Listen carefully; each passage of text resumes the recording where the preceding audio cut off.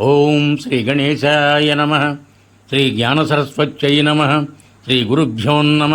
శ్రీ మహాగాయత్రీ మాత్రే నమ. శ్రీ మహాగాయత్రీ మాత యూట్యూబ్ ఛానల్కు అందరికీ సాదర స్వాగతం. ఆహ్వానించువారు కాశీవజ్ర సుబ్రహ్మణ్య శర్మ, నిడదవోలు. మాఘపురాణము 29వ అధ్యాయము. మృగశృంగుని కథ, ప్రథమ భాగము. వశిష్ఠ మహర్షి దిలీపునితో ఇట్టనెను: దిలీప మహారాజా, వినుము. పూర్వము కుచ్చుడును పేరు గల బ్రాహ్మణుడు కలడు. అతడు కర్దమముని కుమార్తెను వివాహమాడెను. వారికో కుమారుడు కలడు. ఆ కుమారుడు విద్యావంతుడై దేశాటనము చేయదలచి తల్లిదండ్రుల అనుమతినంది ఇంటి నుండి బయలుదేరను. మాఘమాసం ప్రారంభమగు నాటికి అతడు కావేరీ తీరమును చేరను.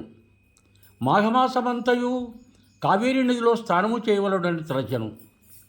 అతడచ్చట కావేరీ నదిలో ప్రతిదినము స్నానము చేయుచు 3 సంవత్సరములుండెను. శ్రీమన్నారాయణుని దయను పొందుటకై స్నానము చేయవలనని సంకల్పము కలిగెను. అతడు శ్రీమన్నారాయణుని ఉద్దేశించి తపము చేయనారంభించెను. కుచ్చుని పుత్రుడగుడచే కౌచ్చుడై తపమాచరించుచుండగా లేళ్లు కొమ్ములతో రాపిడి పెట్టినను కదలకపోవుటచే వానికి మృగశృంగుడను పేరు వచ్చెను. వాని తపమునకు మెచ్చి శ్రీమన్నారాయణమూర్తి కౌచ్చునికి ప్రత్యక్షమయ్యను. మృగశృంగుడు శ్రీహరిని చూచి ఆనందపరవశుడై పెక్కు రీతిలో స్తుతించెను. శ్రీహరియు వాని తపమునకు స్తుతులకు మెచ్చిట్లనెను: నాయన, నీవు అనేక పర్యాయములు మాఘమాస స్థానమును విడువక చేసి అఖండమైన పుణ్యమును నా ప్రేమను సాధించితివి. నీ తపముచే నాకు మరింతగా నీపై ప్రేమ కలిగినది. వరమును కోరుకొమ్మనెను. మృగశృంగుడును: స్వామి, నీ దివ్య దర్శనమును కలిగించినందులకు నేను కృతజ్ఞుడను. ఇట్టి నీ అనుగ్రహమును పొందిన తరువాత నాకు మరే విధమైన కోరికయు కలుగుటలేదు. కావున ఈ ప్రదేశమున నీవు భక్తులకు దర్శనమిచ్చుచుండవలెనని కోరెను. శ్రీమన్నారాయణుడును వాని ప్రార్థన అంగీకరించి అంతర్ధానము నొందెను. కౌచ్చుడు ఇంటికి తిరిగి వచ్చెను. వాని తల్లిదండ్రులు వానికి వివాహము చేయదలిచిరి. కౌచ్చుడును వారి అభిప్రాయములకు అంగీకరించెను.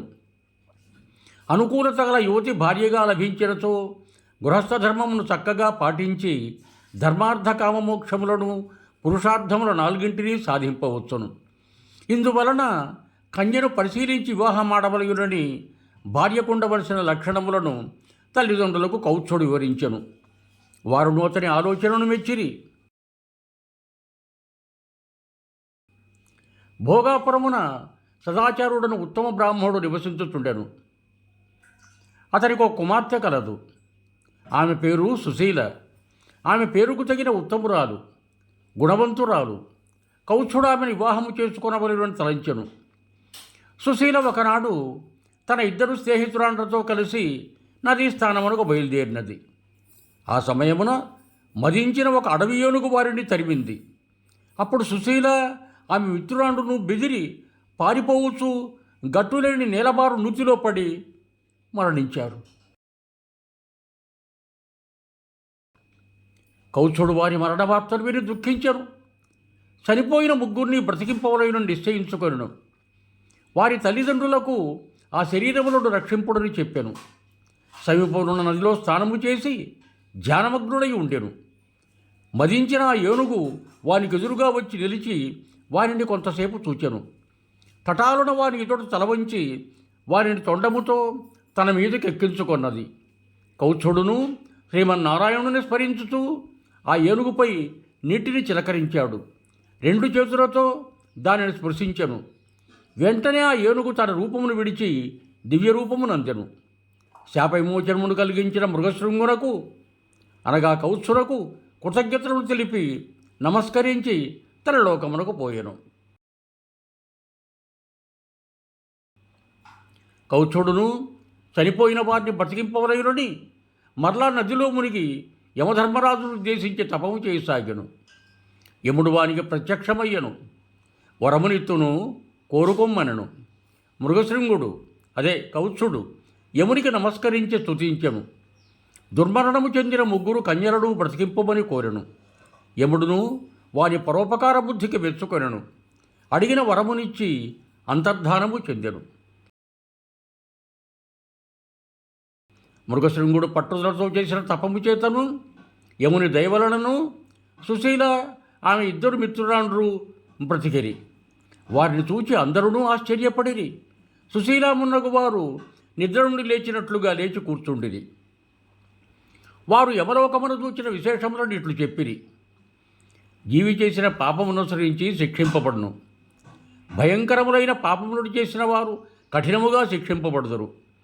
పాపము చేసిన వాడిని ఎర్రగా కాలిన ఇనుపస్తంభమునకు కౌగిలించుకొనవలయును. మరుగుచున్న నూనెలో పాపము చేసిన వారిని పడవేయుదురు. తలకిందులుగా వేలాడదీసి క్రింద మంటలను పెట్టుదురు. ఎర్రగా కాల్చి వాతలు పెట్టుదురు. భయంకరములైన సర్పాదులున్న చోట పడవేయుదురు అని వారు వివరించిరి. వారు చెప్పిన మాటలను మిగిలిన వారందరూ భయపడిపోయిరి.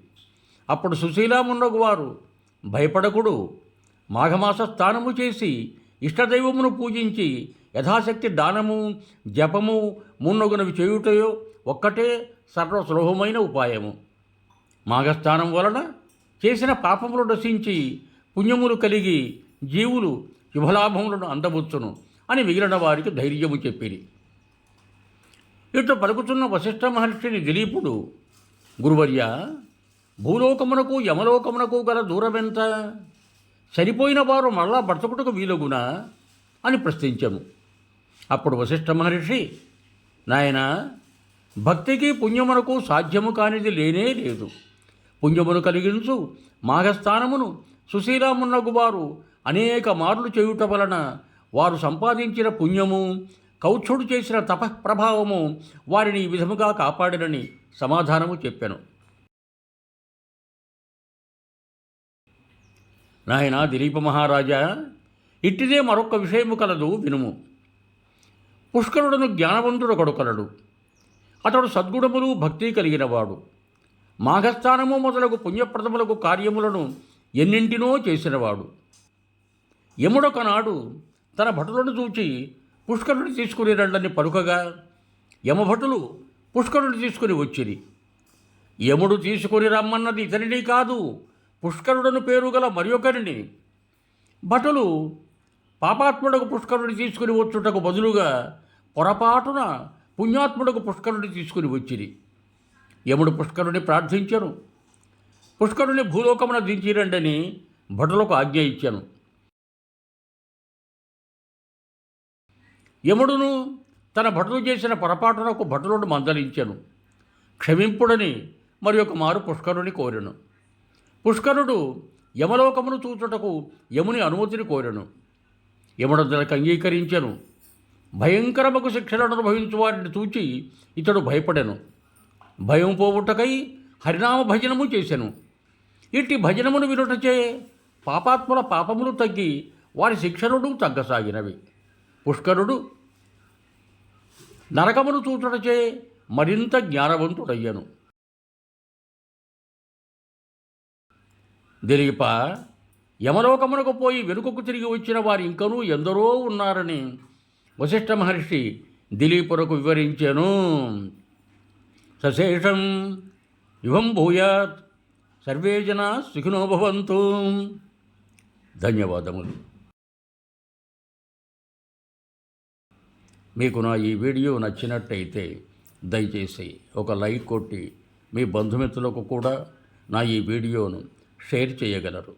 అదేవిధంగా నా శ్రీ మహాగాయత్రి మాత యూట్యూబ్ ఛానల్ను సబ్స్క్రైబ్ చేయ ప్రార్థన. మరొక్క మారు ధన్యవాదములతో భవదీయుడు కాశీవజ్ర సుబ్రహ్మణ్య శర్మ, నిడదవోలు, తూర్పుగోదావరి జిల్లా.